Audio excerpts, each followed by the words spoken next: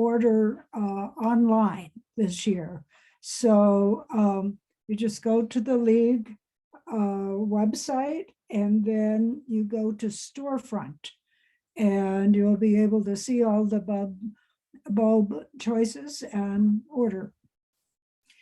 An exciting event that is our annual meeting, which is going to be May 14th. And we are very honored to have Dr. Dawn Davenport, who is the Vice President for the Mental Health Center of Denver for Children, Family, and Community.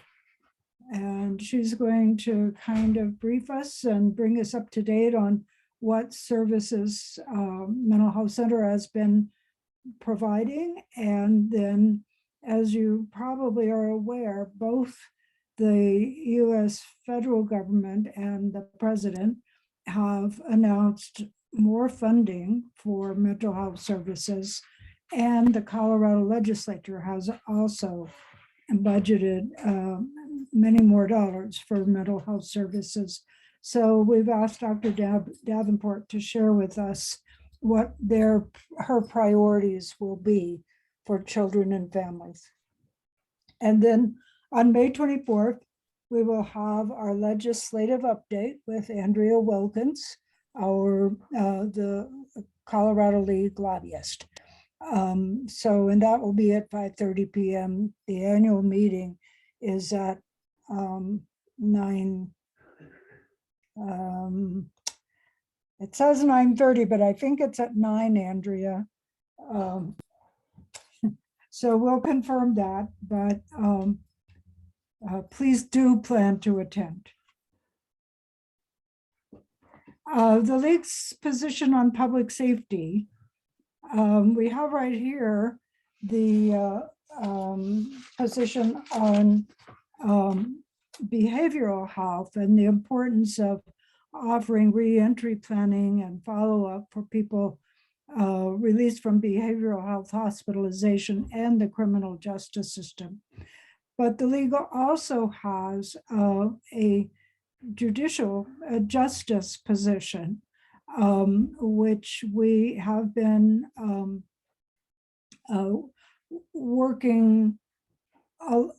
we've been working to evaluate this past year and a half whether it meets the needs of our Denver community, and that the position is support for measures which will improve the selection and preparation of law enforcement officers and which will improve police-community relations. So let me turn it back over to Kathy. Thank you, Barbara. Before I introduce our speakers, I just want to again welcome our guests, if you're not a member of the League, and let you know that the League is a nonpartisan grassroots organization that has worked since the 1930s in Denver and 1920 nationally to improve our systems of government and impact public policies through voter education and advocacy. These briefings throughout the League year serve to educate our members and voters and often lead to advocacy efforts. With that, I'm very pleased to introduce our two speakers from the Denver Police Department. Kimberly Bowser is the commander of Denver Police District 6 with 181 staff members. District 6 encompasses the downtown Denver community and surrounding neighborhoods such as the Golden Triangle, Capitol Hill, and Union Station. Michelle Folmar is a lieutenant assigned to the department's training director, which oversees the academy, firearms range, and continuing education throughout the department. There are 25 training staff and upwards of 50 to 140 recruits, depending on the training cycles. Thank you very much, Commander Bowser and Lieutenant Folmar, for joining us today. And you can go ahead and take yourselves off of mute. Hi, everyone. Thanks for having us. Hi, Kathy and everyone. Thanks for having us. Thank you. We've provided questions in advance for our two guests that I'm going to present and they will answer. And as mentioned before, and has been the format, if you have questions, please go ahead and put those in chat. After we've gone through our questions, we'll take a moment just to give you some time to think. I know for myself, I have often felt like I want to pay really good attention to our speakers, so I'm not able to formulate questions. And then before I know it, the briefing is ended. So what we're going to do is ask our questions, and then we'll just take a moment to not talk for a few moments, give you a chance to formulate the questions, and then I'll field those to our visitors. So thank you. And why don't we just start with the basics? If you would provide your background, how long you've been with the Denver Police Department, and how long you've been in your job. And why don't we start with you, Commander Bowser? Thanks, Kathy. And first of all, I just wanted to say thank you for the opportunity to address your group. We were very honored to have been selected as the speakers for this meeting tonight. So with that, my name is Kim Bowser. Let me tell a quick story. So I'm the type of person that really needs to help people. I knew that I was going to be in a profession where I was being helpful. Okay, so I thought I was going to go into the medical field. It was either that or law enforcement. So fast forward to, I watched my mom give blood at the 9 Health Fair one year, and I promptly passed out. So that is where my direction went from there. And I decided instantly, okay, that's law enforcement for me. So I joined the Denver Police Explorer program when I was 17 years old. From there, I joined the reserve program at 21. And then I came on the job as a sworn officer at 24. So counting all of those years, 29 years in total. However, I just started my 23rd year as a sworn Denver police officer. During that time, I've had a crazy, wonderful, fulfilling time here. I've had the opportunity to work here in District 6 is where I started. I've been a detective in 4 different units. Patrol sergeant in 2 different districts. Then I went back to the investigative bureau where I supervised detectives again. Then back to District 3, then to the chief's office where I was the chief of staff. Was at the training academy right before I was promoted to District 6. So I know that was kind of a long answer. That's a great answer. It's a tremendous story, and we really appreciate you sharing it and just your path. It's so rich. Thank you. Thanks. Lieutenant Folmar. Hi, and thank you again for having us. I really look forward to this opportunity and also hearing your thoughts and questions.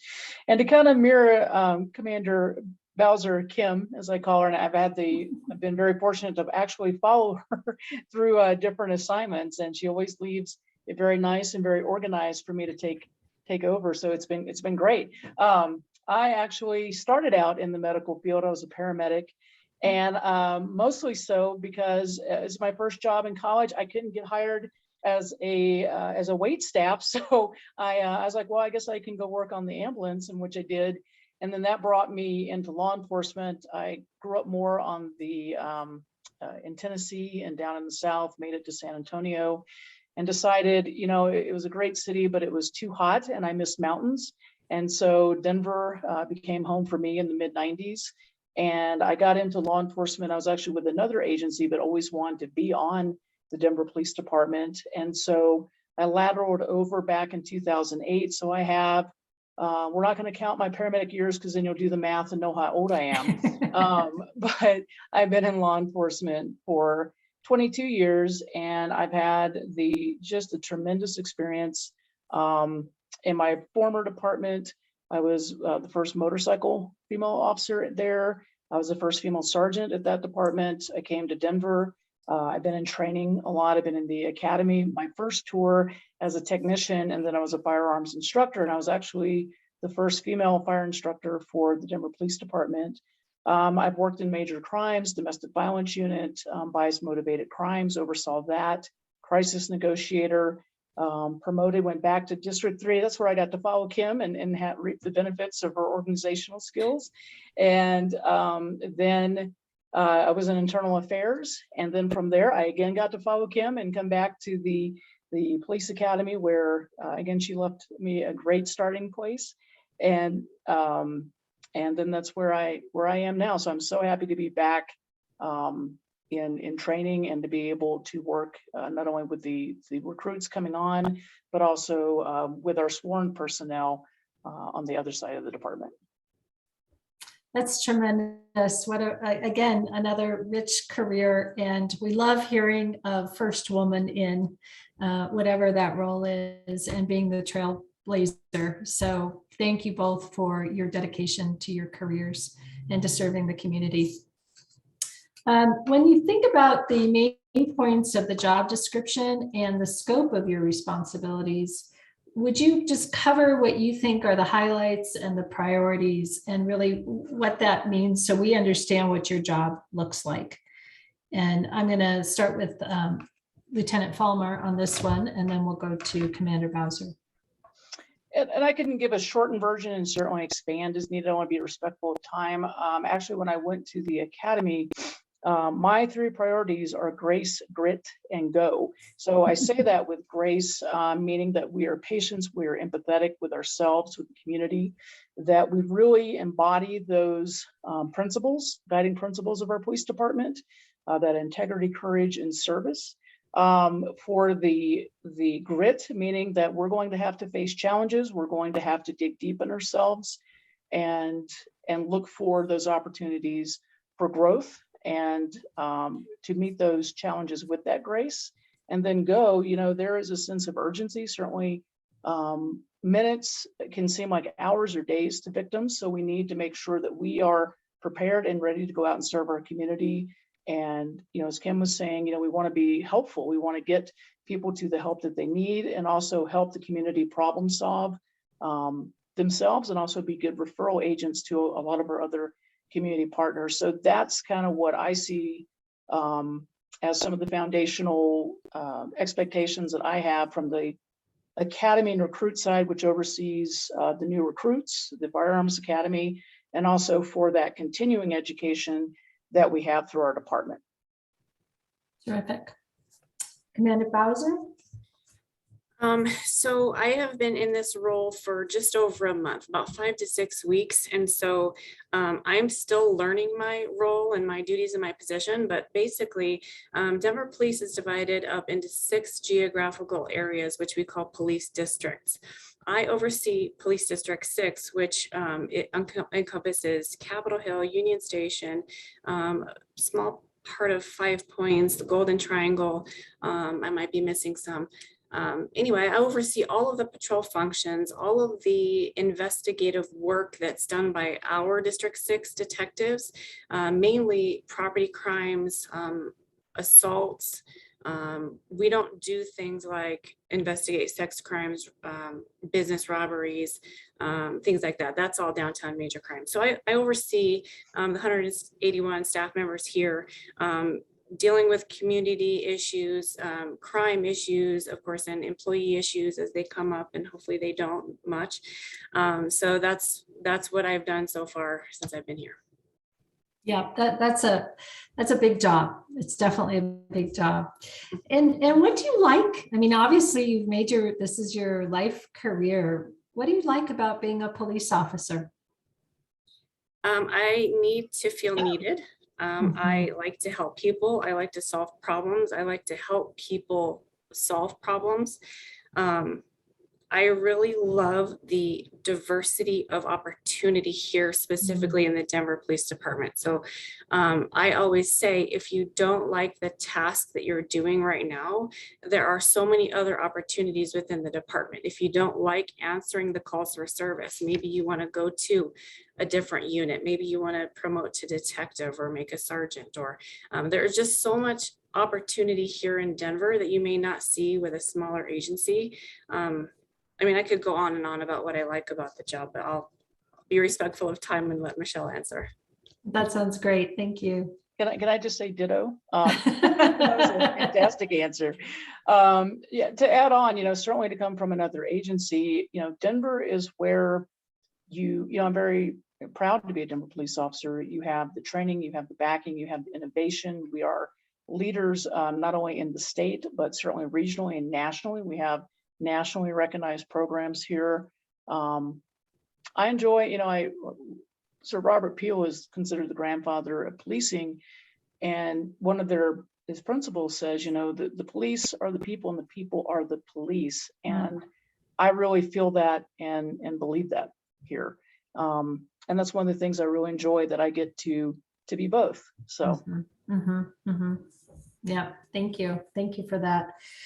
And this question is for both of you. How would you describe the values and culture of the Denver Police Department? And then what does that mean to you personally? Okay, I'll go. Okay. I wasn't sure who was going to go first. I wasn't either.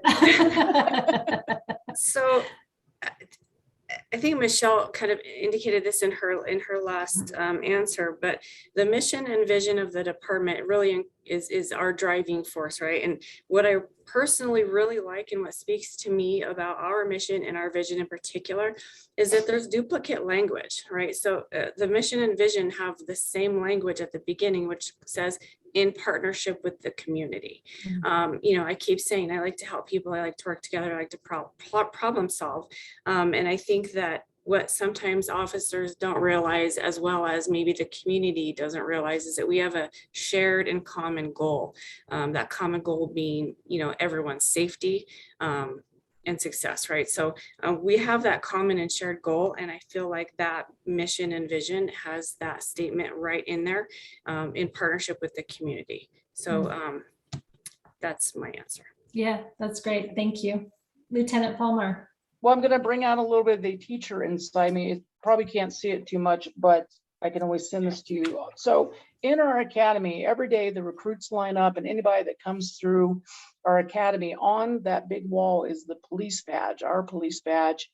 And on either side of it is the foundational principles of integrity, courage, and service.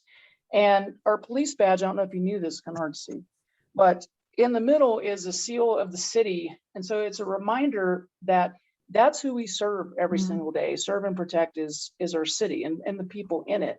And then these stars that are on it, these little points on the starburst, because we have a very unique badge that we're very proud of. They actually stand for faith, hope, charity, fortitude, temperance, and integrity and honesty. So each one of these points has that. So that's what recruits from day one see and are reminded that's our core foundation beliefs, and this is what we build everything off of.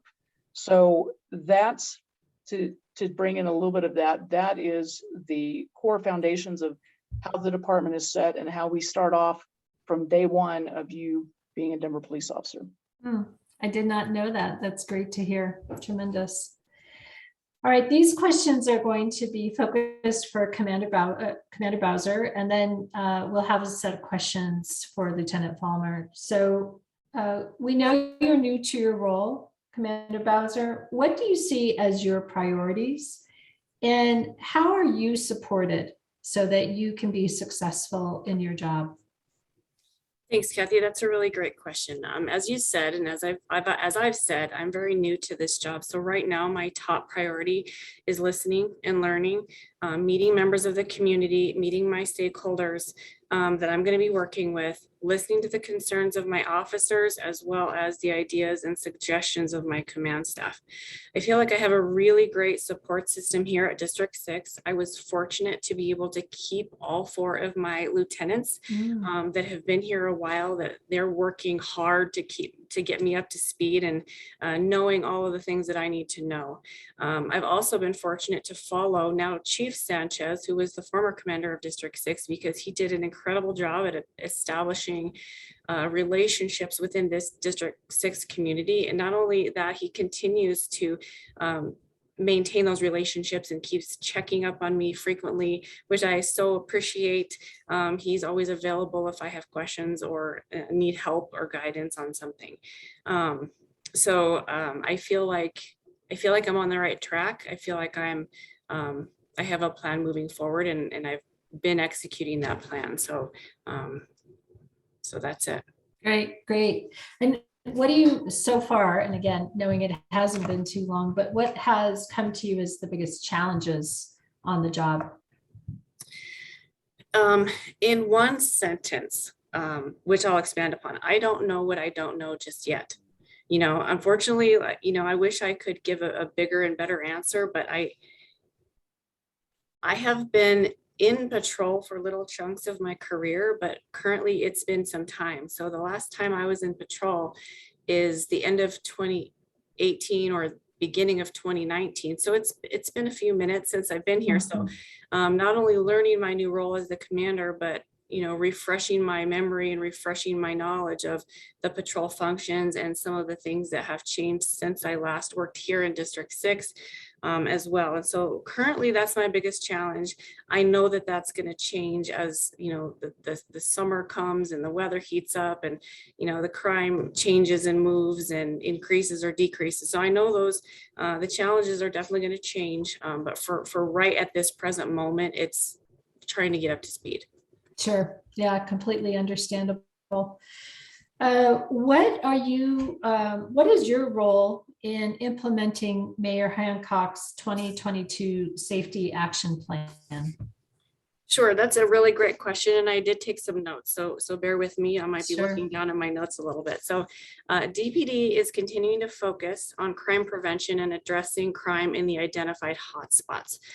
If you're not familiar with hotspots, we use data to inform our decisions of where the crimes are occurring, like these clusters of continuous crime that's staying in the same spot. So those are called hotspots. So collaborative crime prevention program efforts have helped to reduce homicides and shootings in 4 of the 5 violent hotspots that are identified in 2021. What the collaborative crime prevention program is, it's precision policing, meaning data driven, and outreach in collaboration with city and community partners. So just a couple of statistics. We've got a hotspot at 47th and Peoria, and that has seen a decrease of 74% from 2020 to 2021. Alameda and Federal has seen a reduction of 73%. We went from 41 to 11. The area that we've seen a slight increase is downtown at Colfax and Broadway and Lodo. That's seen a 7% increase, but the numbers on that are they went from 42 incidents in a year to 45 incidents in a year. So 3 more incidents made that 7% jump. Colfax and Yosemite has seen a 37% reduction, and Martin Luther King and Hawley has seen a 100% reduction. They went from 17 aggravated assault shootings in 2020 to 0 in 2021. So building on those successes, of course, we're planning on using that same model to the 3 additional identified hotspots in Denver, which are going to be 14th Avenue and Federal, Mississippi and Raritan, and Dartmouth and Havana. Mhm. There will also be enhanced security and safety along the 16th Street Mall and several of our downtown neighborhoods. And I don't know if you've been following the news regarding Union Station, but there has definitely been an increased effort there with over 1,000 arrests and citations from November 1st through the end of March. And so that's due to our efforts, increased enforcement operations and stuff like that. As far as getting guns off the street, the department has seen a 28% increase in the illegal guns that were seized off the street compared to the 3-year average. So for example, in 2021, we recovered 2,095 illegal guns from the city and county of Denver. We're continuing to work with our partners with establishing the AID Center, which stands for Assessment Intake Diversion. That's going to be a center that operates 24/7 and 365 to continue supporting those in need of mental health and drug addiction services with resources. We plan on expanding the STAR program and co-responder programs to cover more areas of the city. A story about our co-responder program is we started with 3 co-responders in 2016. To date, we have 32 co-responders, and I believe we're planning on implementing another 6 within the next several months. I'm not sure about the number of 6. I know we're hiring a few more within the next 6 months. as far as recruitment and retention, we're trying to recruit and hire 144 new recruits this year, along with 40 lateral recruits. We're hiring a civilian academic director to bolster our training and educational opportunities. We're opening up a professional policing and leadership center in partnership with a local university that can be a resource for enhanced training to our officers. So these are all in process. This is not completed yet, but it's definitely in process. And then we are also part of the 30 by 30 initiative. And if you're not familiar with that, that's we have signed an initiative that with the goal of having 30% of our department be female by the year 2030. So we are actually above the national average, currently at just below 16%. The national average, I believe, is 12%, maybe 13%. So we're already above the national average, but there's definitely room to improve in that area. That's a lot. There's a lot going on there. Yeah. It sure is. Yeah. And I think just hearing your statistics and that you are a data-driven organization, that you are keeping track and looking for progress and looking for improvements. Absolutely. Mm-hmm. You mentioned the STAR program, and we want to go into that a little bit more because we did have our April 5th briefing in which we heard from Chris Richardson, the Mental Health Center of Denver, and Carly Salen, licensed social worker, about the innovations in behavioral health and boosting the effectiveness of community policing. So would you share more on your insights into the benefits of the program and how it has informed your thinking about how police operate and the role of police? I was really excited to see this question come through because I was fortunate to be one of the first group to go for our department to do a site visit of the Cahoots program. I don't know if you're familiar with that, from Eugene, Oregon. So myself and about 8 or 10 others, including Chris and Carly, we all went out to Eugene together. We got to look at their Cahoots program. It stands for Crisis Assistance Helping Out on the Streets. And their program, we modeled our program after theirs. We knew that it was something that we wanted to do. This was back in 2019 where we did the site visit. I think it was in May of 2019. From then, we were part of a focus group, and we rolled out the program in June of 2020. I know that some people thought that rollout was due to the protests, but it was not. It was a program that we were already working at implementing. It was just actually beneficial to have it roll out at that time because of all of the people that had lost their jobs and were in crisis or needed the extra resources and support due to COVID. So I'm a big fan of the STAR program. A lot of the previous times where police have been called to those low level mental health or substance misuse or welfare checks, those really should never have been directed towards law enforcement. There was better options. There was not a better option at that time, but now there is. And so it's a great service for community. It's a great service for officers.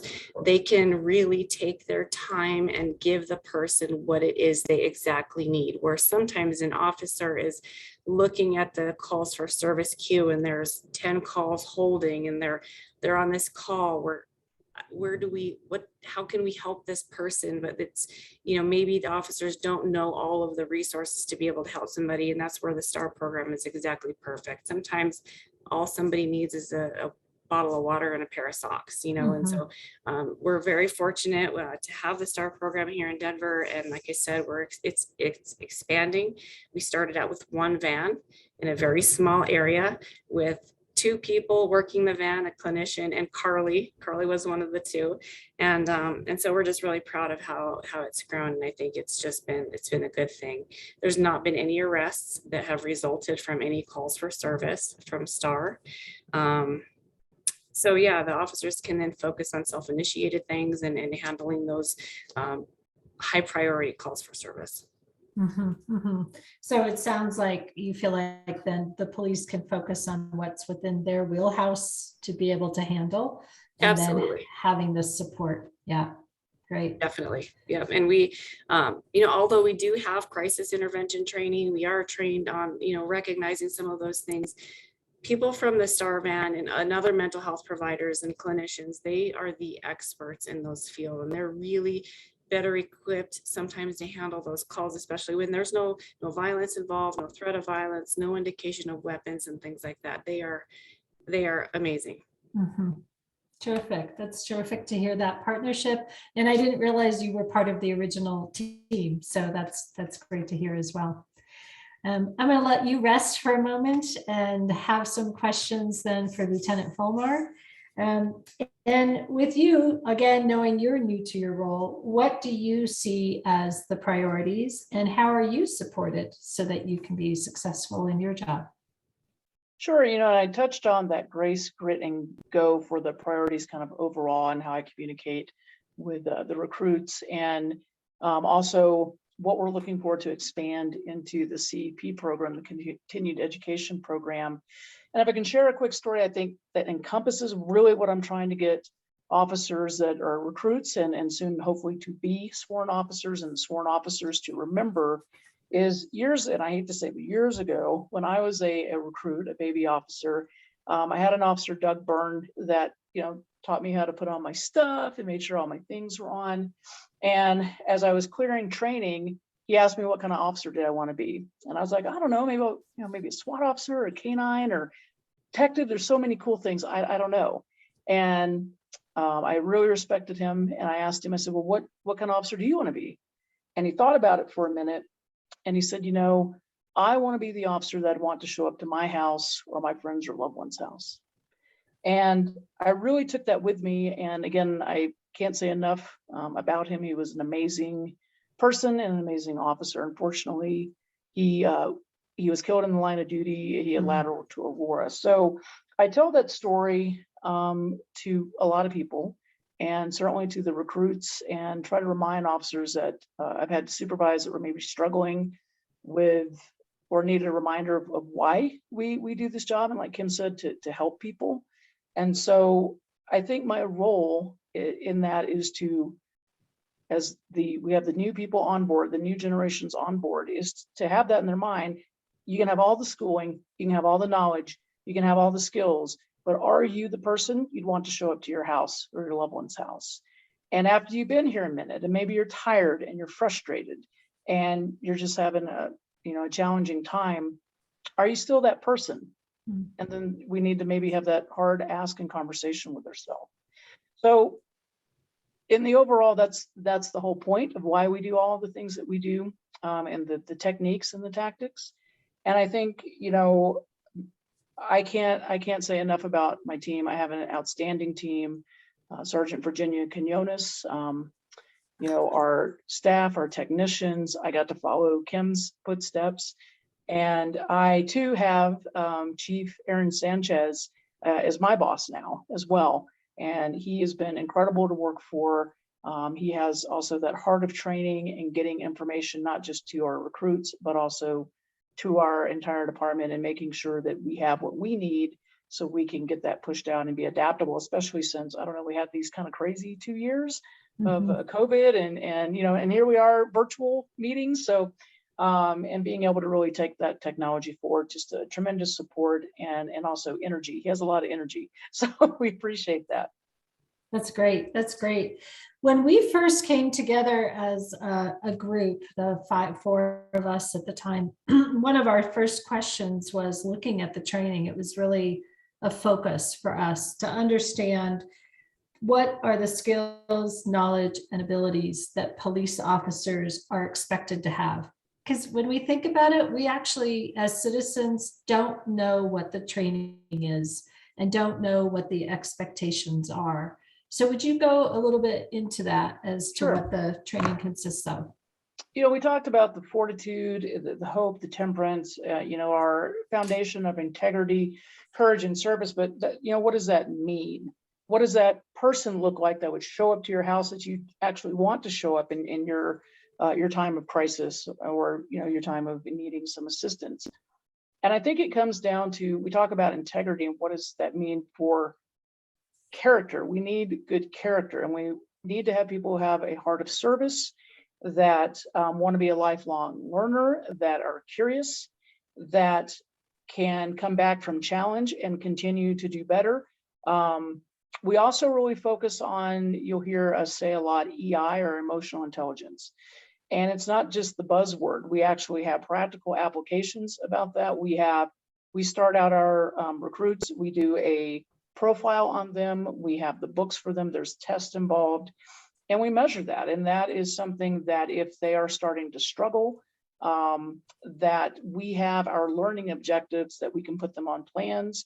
And the key component of that is for them to identify their root cause of why they're struggling, and also for them to provide that solution, because we need that problem solving and that high emotional intelligence. And that's something that the great benefit of that is something where I'm probably never going to be a rocket scientist, let's just be clear, and do that level of math. But what we can always do is improve our emotional intelligence. Mm-hmm.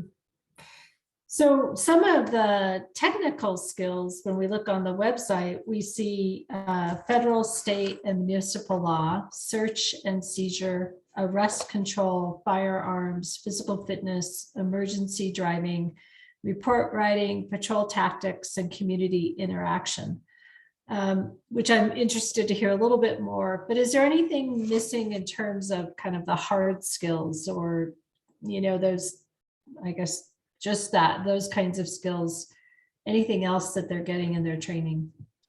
So we do a comprehensive, really a 360 approach as well. So that's what we're factoring in, that emotional intelligence. We also changed training models. There was a more older training model that had been around for years that a lot of agencies use. We now use a model that really, where EI, that emotional intelligence, is at its core. And to demonstrate that, we have the recruits go through applications of putting all these things together under stress. And then obviously we monitor that, we evaluate that. So scenario-based training is huge and is integrated as a key fabric into our training. So it's not just you can take a test well, or you can demonstrate a task well. Can you do it under stress? Yes, that's a factor. But more importantly, when we put it all together, can you do it, and can you communicate in a professional and respectful way that our mission statement, demands, that we treat everybody with that respect and dignity, even when we're under stress. Mm-hmm. And this isn't a question I gave you ahead of time, but is that kind of a norm across the country, or is Denver leading the way in that approach to its training? I'm going to be personal in this and say I believe Denver is leading the way. I've had the advantage, and not to disparage any other departments.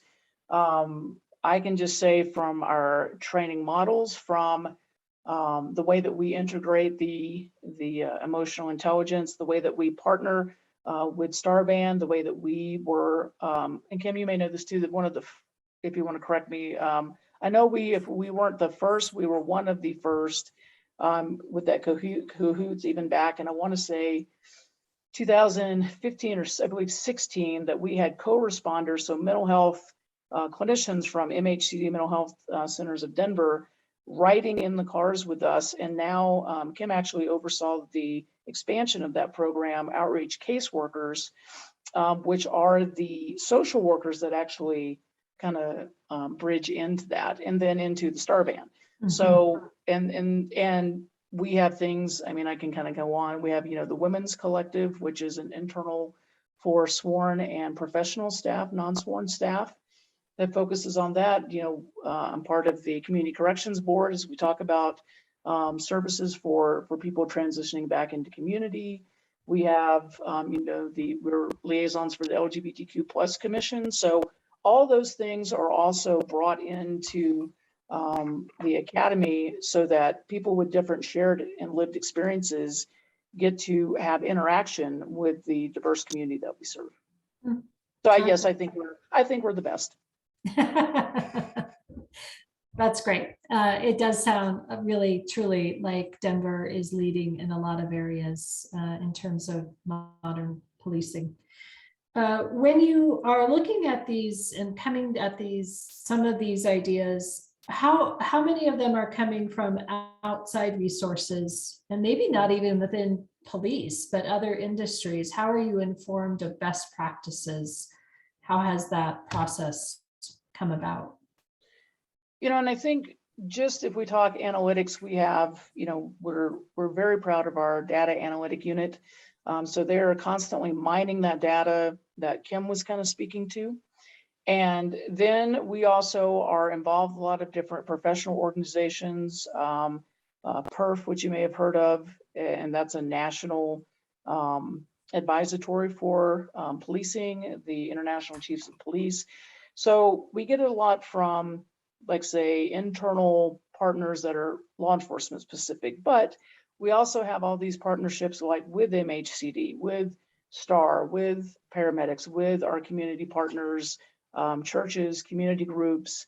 And I'd like to believe that we have a, open bridge of communication back and forth so that we keep in touch. Like we said, the police are the people and the people are the police, and that we're tapped in and have that pulse on the community. So we can be adaptive and pivot when we need to, and really listen to the community through all of our community events, events like this, and engagements to hear back, we think this is important. Do you think that's, because you may be like, oh no, we need to adjust. That's not as important to us. We have concerns over here.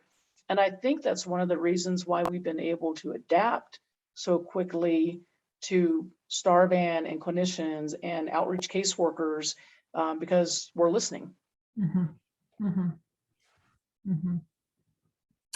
As I heard the numbers for the number of staff that go through, what is the support? There has to be supervisors, and like, what are those ratios, and what's the support for the supervisors? What's the training for them to be able to work through all of the complex issues of supervising? So that's the part of the continuing education program. And to even be a sergeant or a lieutenant, you have to go through rigorous testing, and we call it a summer kill, because it's this testing cycle season is right now for lieutenants, and we do it every other year with lieutenants and sergeants. It literally is the test itself, a good 6 months of testing, and you have to pass certain phases to move on, and then to be part of the list, promotional list. And that requires not only knowing the ops manual, our operations manual, but also reading these outside books that aren't just law enforcement specific. It talks about leadership. It talks about emotional intelligence. It talks about mental health and wellness and recognizing stress indicators, and a lot of things that are more widely encompassing than just reading about law or something like that. So there's the testing, the rigorous testing that occurs. And then once somebody, and then all the pre-leadership courses that people can take through the continuing education, things that are done on the district level, on the department level. We even can go to outside training. We partner with Denver University and several other universities like Kim was speaking to get, again, that more well-rounded. Let's hear also from the community, not just have police instructors, but people from a lot of different backgrounds. And then for the prep for promotional or after, once you've obtained it, there are additional schools and specific supervisory classes. We integrate with HR. We talk about EEO practice. We talk about anti-biased policing, the expectations of a supervisor. We're also a ABLE agency, so that active bystandership in law enforcement.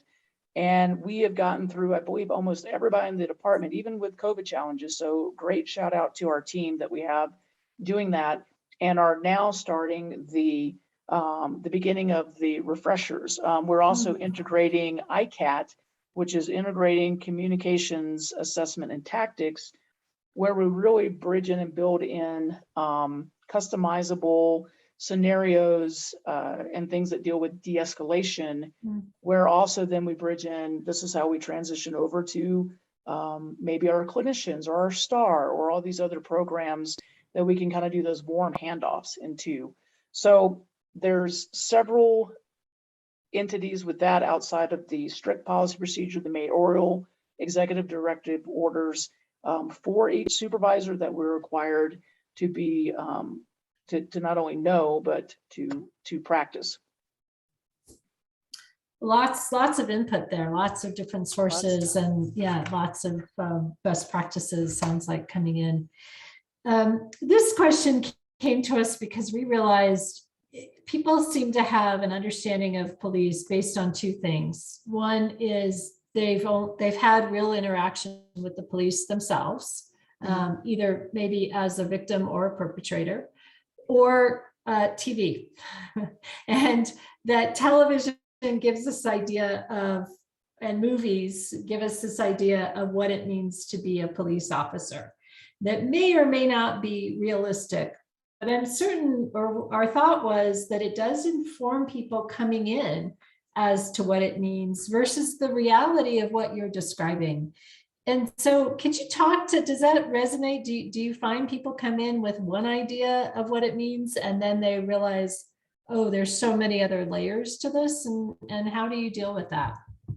Sure, and for some people it's pretty quick because obviously the academy wants to set that tone and that standard from day one. So if you came in and thought you were gonna, and I'm maybe aging myself, but all this crazy stuff like Miami Vice or something like that, that's not real, and certainly not the attitude. So I first want to recognize certainly our recruitment division, Commander West and his team, and in our partnership, our work with civil service, because there's a lot of front end things that have to happen for them to even have the opportunity to be selected to attend the academy. So it's not a one-page application. It is literally a thick packet. And again, that hiring process can also take up to about 6 months. And they have to go through civil service testing. During that, that's required that you take a polygraph, you do a physical, you do a drug screening, you have a psychological evaluation, and a myriad of other tests you have to pass are physical. And then there is a panel interview that applicant has before they are selected to attempt and come into the academy. So that's one way I think that's a lot different than TV, and also that we don't get those complex crimes solved in 45 minutes with commercials. So No. I know. Takes a little longer. Yeah. A little bit longer, a little bit. So it's there are really, a lot of mechanisms in place for that. Yeah, that by the time they're standing there in the academy, they've gotten a good amount of information about the reality. Great. Well, let's transition back, and we just have a few more questions for the both of you, and then we will take a moment to open it up to the entire group. And this, we don't want to be, this isn't done in a spirit of confrontation, but really of education and information, because we know that both of you, first of all, have hard jobs. And you are literally in the hot seats in both of your jobs in terms of the hot spots and in terms of training. So we want to ask the questions about the recent lawsuit in which the police department was found to not have provided adequate training to officers to handle the demonstrations. What are the changes that have been or will be implemented to better prepare officers for crowd control and demonstrations? And So I'm not sure who. I can take that. Okay, great. Because the city of Denver has just announced that it intends to appeal the verdict, I cannot discuss the lawsuit or the claims, but what I can say is that in general, those were extraordinary circumstances, and we are a learning agency. Updates to policy and training were made, and that's all of the comment that I can make on that. Sure, thank you. How is race and bias discussed in the department? And I did hear some mention of bias awareness and bias training, implicit bias. We've come to understand there's a widespread belief in the Black community in Denver that the Denver police had ties to the KKK. How is that reflected in the department, or how do you address that and to try to change that perception? And not, I mean, not to change, not to tell a different story, but to recognize it. And I'm not sure who wants to answer that, perhaps Commander Bowser. Actually, I'm going to kick that to Lieutenant Folmar. I think she was Okay. going to plan on discussing the Yeah. race and bias issue because of her position in training. Perfect, thank you. Well, that's really hurtful and concerning to hear, right? I mean, that anybody would feel that way. And working, and certainly I'm in the LGBTQ plus community, and I understand and also working in bias motivated crimes. And we're one of the few agencies that actually has dedicated detectives for that specific, not as an add-on, but for that specific crime group. So investigation group. And I can say it's not only just, right, it's not just the reality of something, it's whether you believe it and you have a perception of crime. Mhm. If you believe that just because of who you are, how you present, how you walk down to the street, you are going to be unfairly treated or contacted just trying to live your daily life and your lived experience, that's extremely sensitive. And it's imperative, for us, and I believe that we do as the Denver Police Department, we are the advocates and the voice for the people who are afraid to speak up. There are numerous people with different backgrounds on this department which are embraced and supported and celebrated. We do a lot of work with, and we say that, right? We say we do a lot of work, but the belief, right? The belief that you are going to be heard, that we start by believing. So when you come to us and say, this happened to me, I believe you. And let's work through that, and let's find an answer for that. If somebody believes and has experienced what they believe to be biased coming from internal affairs, there is a mechanism through not only the Denver Police Department, but through the city HR and through the Office of the Independent Monitor, where we encourage you to make those complaints so that we can investigate it and get to the root cause of that, because we won't tolerate it. So I hope that kind of answered your question. I might have went off a little bit. No, I think first of all, recognizing that is the lived experience of people, and that I hear that you and the department are understanding the importance of that. And I'm taking that to mean that understanding that people who had that experience in the past, you're going to listen to those stories. So it does go to that many people don't feel safe with the police, and because they had bad experiences.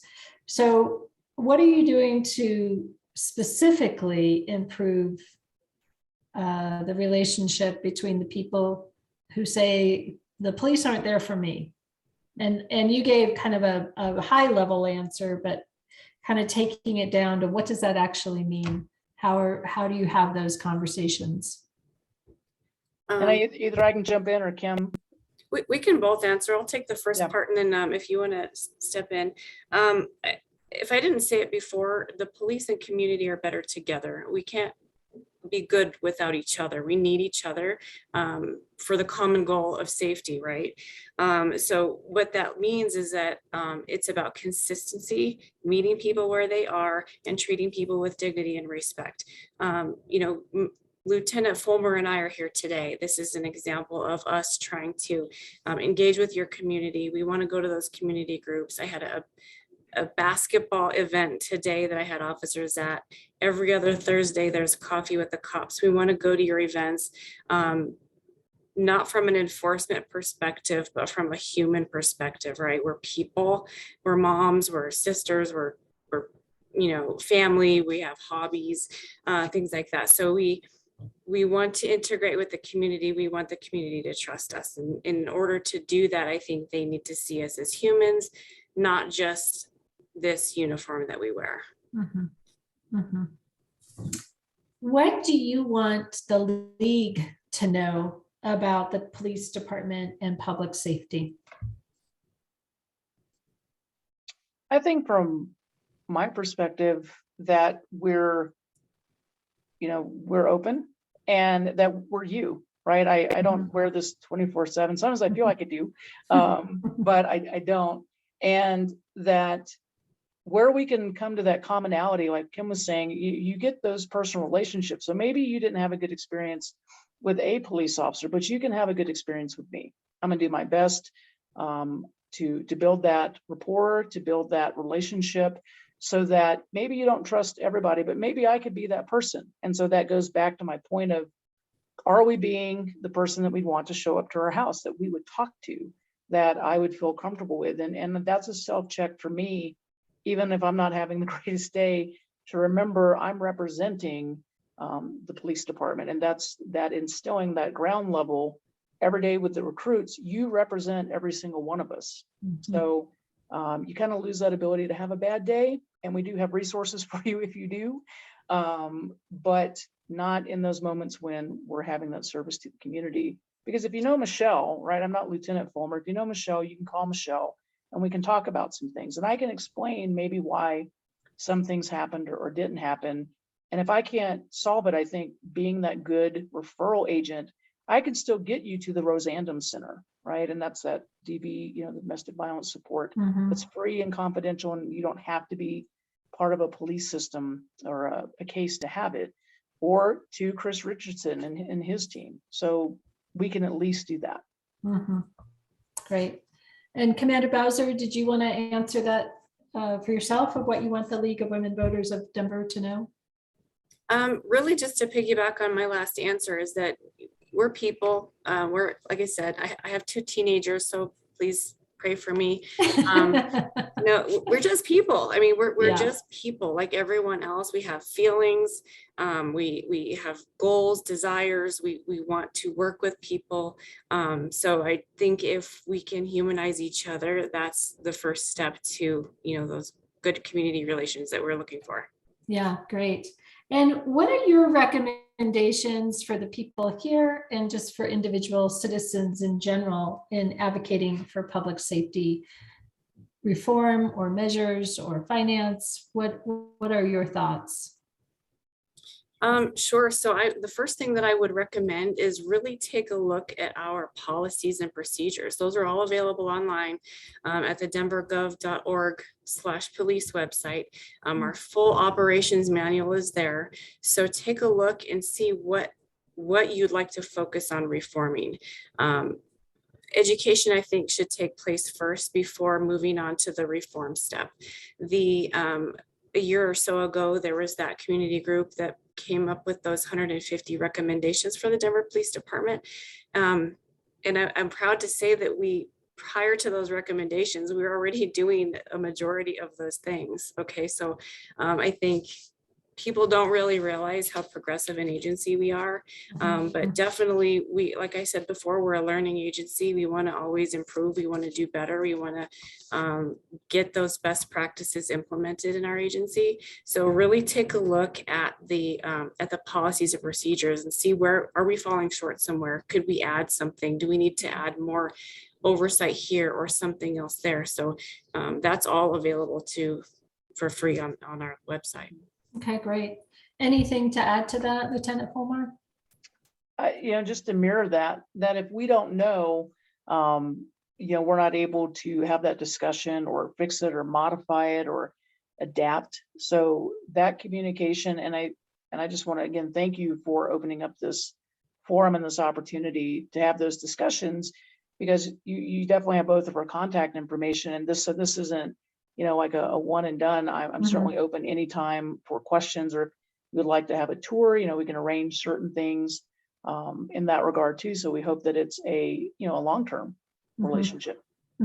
We hope the same. Yeah, thank you.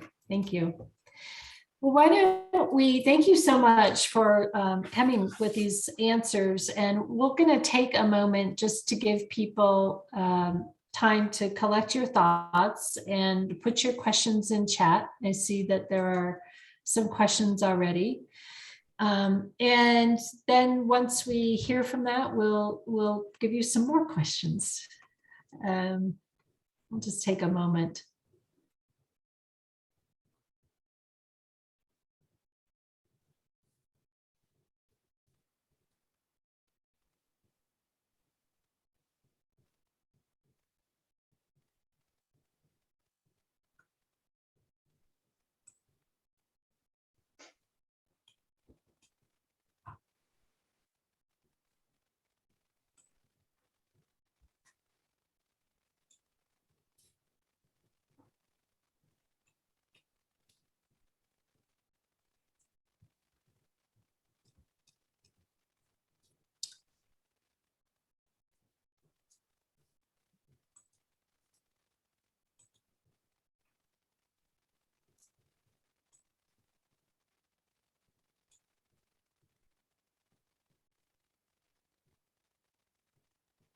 Let's give it another minute.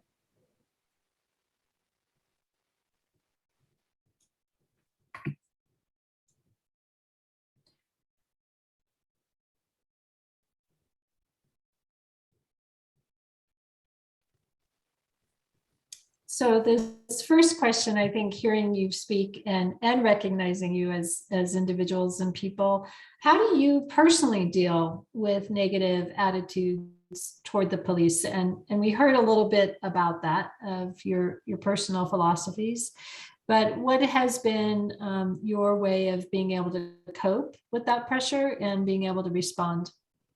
And I'll ask Commander Bowser to start with that.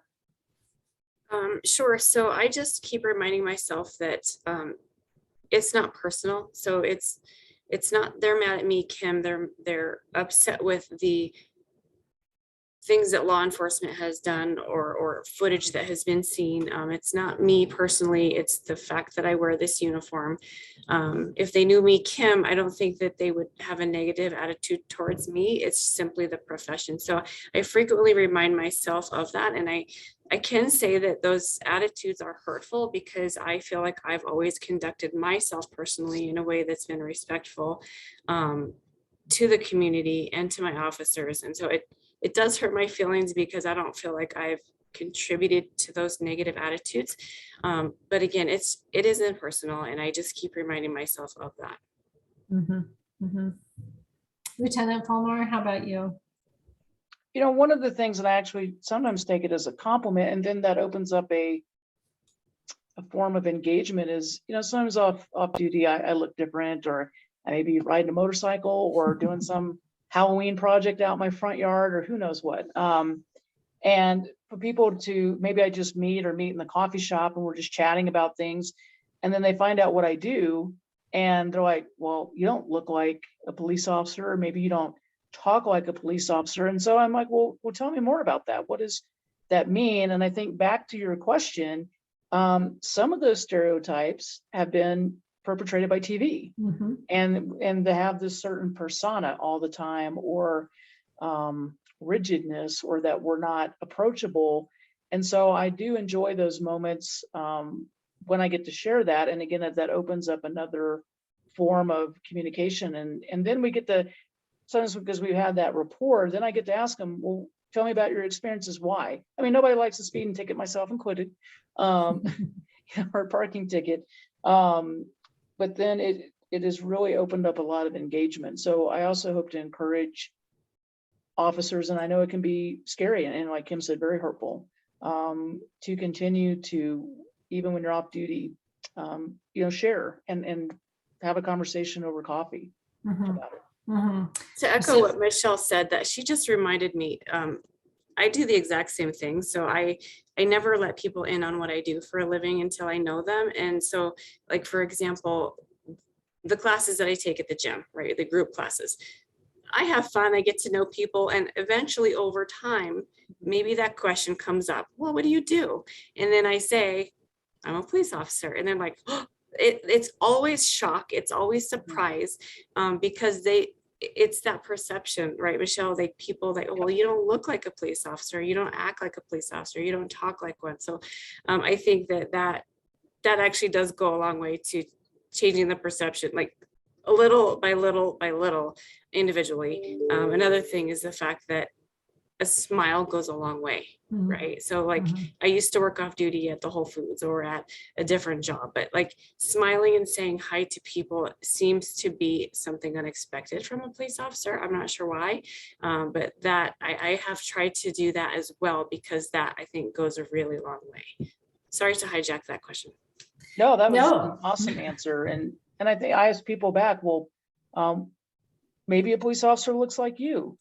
I mean, right? Don't we want those diverse and inclusive perspectives, like in the organization? So yeah, and I love Kim's answer, and she does smile a lot. So it's great. And so taking that as an opportunity to have people get to know you personally.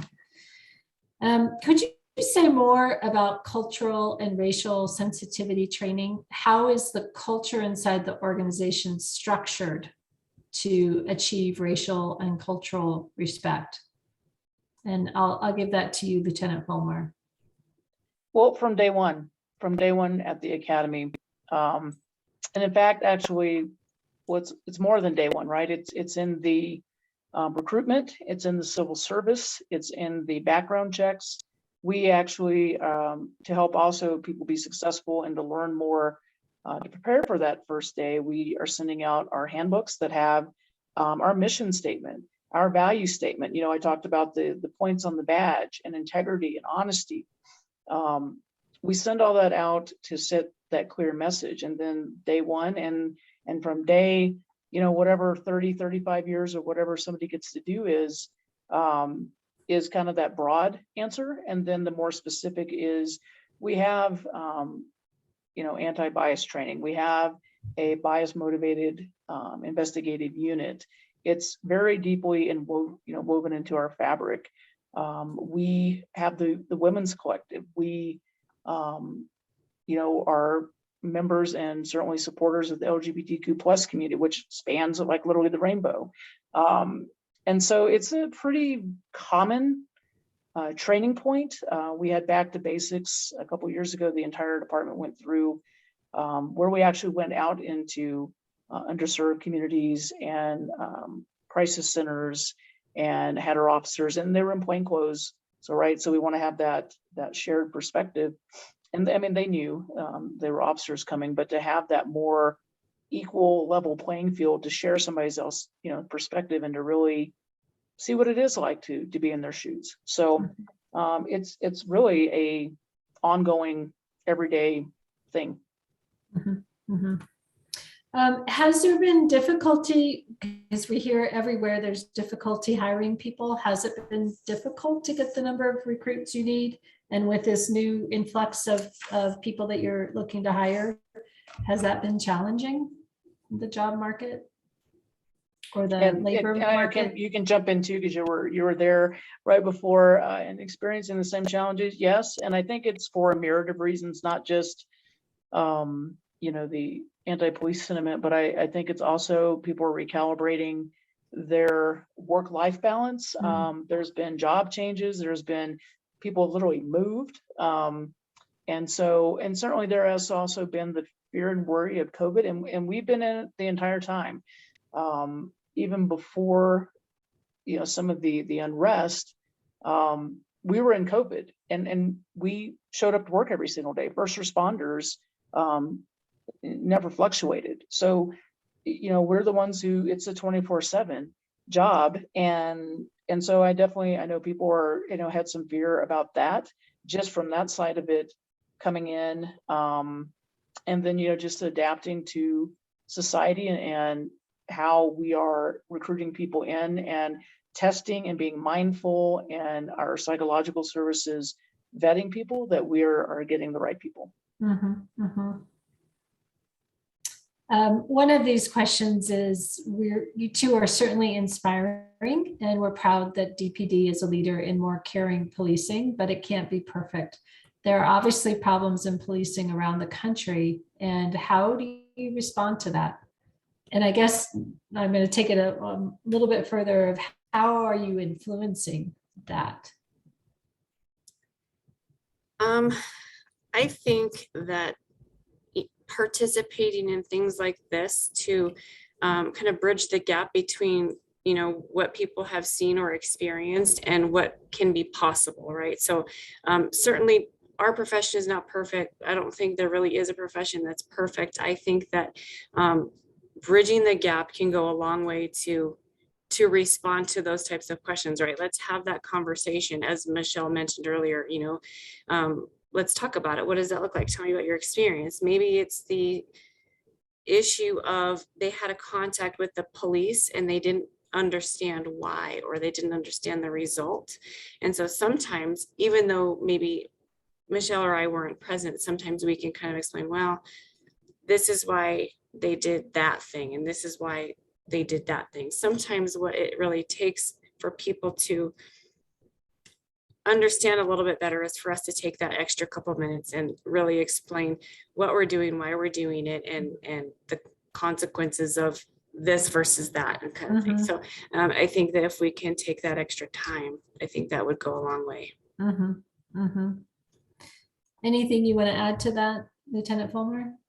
Well, I think the training, it's not that we got the training and then we got the buy-in on it for ABLE or for ICAD. It was that it just is an enhancement to what we're already doing, and that really setting the tone, the statement, the tone, and the mechanisms to report if there are any of those issues, and that we focus on de-escalation. There's an expectation of that, and that communication piece, and the active bystandership that we are our brother and sisters keepers, right? So it is on us to recognize something and to intervene. And there is very, not just the emotional part of it, and that, we should do it character based, but there are also some very hard consequences if we don't.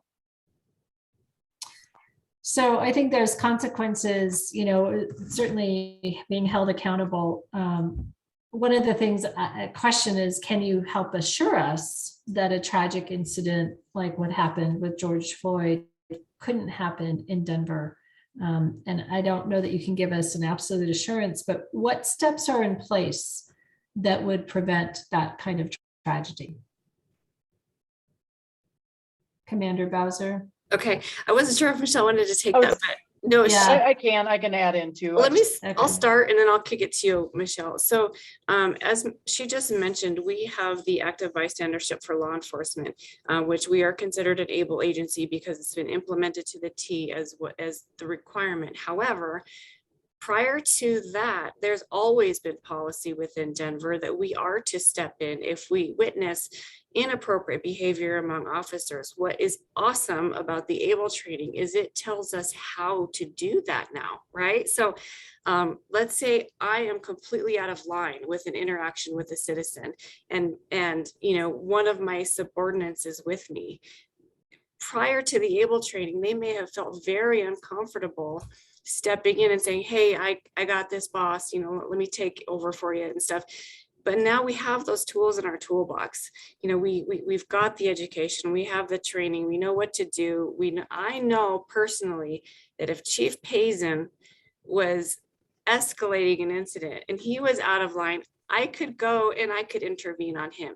Not only is it the culture of our department that we do that now, it's also the law, right? So it's the duty to intervene. So we have the training, we've always had the policy, now we have the tools in our toolbox to do so. So I cannot for sure 100%, 1000% say we'll never have an incident here, but as we've both mentioned before, we're a very progressive agency. We've have all of these things in place. Do we always get everything right all of the time? No, of course not. But we're a learning agency and we always want to do better. And I can see the value of that given the hierarchy of the police department, why you need that. This is how you do it. And that makes it clear to everybody what you're supposed to do.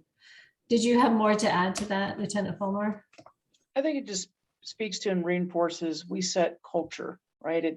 We know one of the hardest things to change is culture. So, support it and have it good on the front side and continue to build on that. So our culture is that we don't tolerate it. And then I think to Kim's point, the culture is also, well, that's great, but what about when you're in the middle of a crisis, you're in a life safety situation for yourself, and it's scary, it's terrifying to be there and have to push and work through that.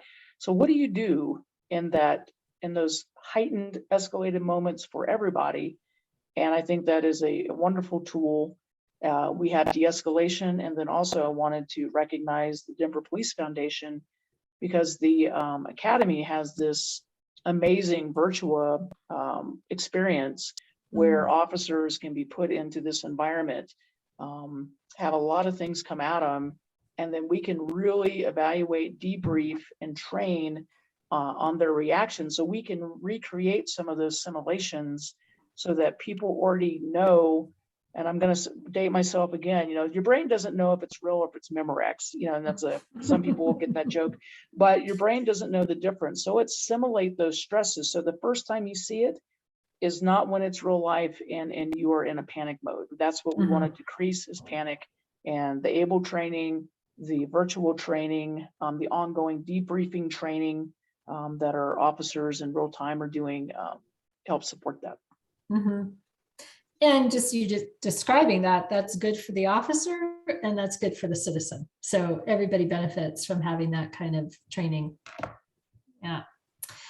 What is your interaction with the Citizen Oversight Board? Do either one of you have direct interaction with that? Or knowledge? I have not been in an assignment where I've had interaction with the Citizen Oversight Board, so I can't speak to that question. Okay. I think the closest was, being in internal affairs, we communicated regularly with the Office of the Independent Monitor, which I know communicates with the Oversight Board, so that we would get shared information or concerns, or they would forward complaints that were maybe generated through that arm, but not directly.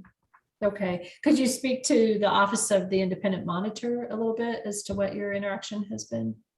Well, sure. The Office of the Independent Monitor is that it's independent, and it is a monitoring entity within the city that when a complaint comes through, whether it's internally generated through members of the department or externally through any member, any means that comes in through the Office of the Independent Monitor, it's forwarded to Internal Affairs, which then does an assessment of that. And then if a case is warranted, then a case is opened. And all those cases that are opened, the Independent Monitor actually can see and view all the things that are being done on the investigation side, all the evidence, video, any of statements, anything like that. So once the Internal Affairs side completes their investigation, before we can even send it or forward it to our Conduct Review Office, the OIM has to look at it, review it, may have recommendations, and they will then, say, yes, we don't have any more recommendations, or yes, we do, before it is even forwarded back to the Conduct Review Office for further review. If there's any hint of a potential law violation, we also bring in the District Attorney's Office, and they have to do review as well. So you're having a review of any complaint through multiple and independent entities. Thank you. Thank you. I know we have a few more questions, but I feel we need to honor everyone's time, and I'm going to wrap up. But what I would like to ask is if I can send these remaining questions to you and we can get answers to them that we can then put in our briefing letter. Would that be okay? There's just a couple more. Yeah, I would be definitely okay with that. Great, thank you. We want to thank you for your time, for being so candid with us and helping us to better understand your jobs and how the Denver Police Department operates within the community. I'd like to have everybody go off mute for a moment just to be able to express our appreciation to you. And Andrea, maybe can you do a group taking everybody off? It looks like everyone's off. So can we just give you a round of applause? It's really tremendous. It's a privilege to be able to spend time with you and to get to know you. Just one last slide as we close. I want to thank any visitors that we had today. To let you know that it is our major fundraising event of the bulb sale. And I have to tell you, Jeanette gave me some bulbs and they are coming up. They're beautiful yellow tulips coming up in my yard today. And we encourage you to take a look at that if you'd like to make a donation to the League or join the League. And by the way, the League isn't just for women. We encourage you to visit our website. So with that, thank you so much to our guests and to our members and to our speakers, Lieutenant Folmar and Commander Bowser. It's been a lovely evening. Thank you so much. Thank you so much, everyone. Have a great night. Have Good a night. good night. You too. Thank you.